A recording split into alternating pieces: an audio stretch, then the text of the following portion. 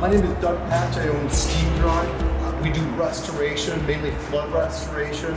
We also do carpet cleaning. We've been in business for 25 years. We've got 14 trucks. What makes us unique with our flood restoration is we do very little demolition. And what we do is we use high airflow along with heat and a lot of the new technology to dry out structures. The methods that we use, we get the structure dry 3 to 5 days, sometimes up to a week. This is our flood house. In this small area right here, we flooded it last night with about 75 gallons of water.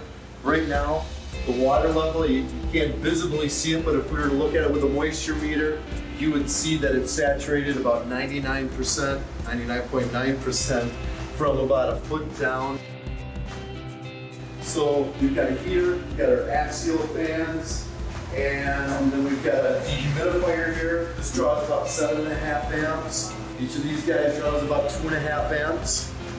So again, going back to this heater, this draws about 48 amps. It's about an 80-degree rise coming out of here, and definitely essential in the type of drying that we do. In apartments and houses that we're drying out, we'll get the temperature even up to 115 degrees. And when you sustain that for 3, 4, 5 days, and you've got high airflow, everything is going to be dry.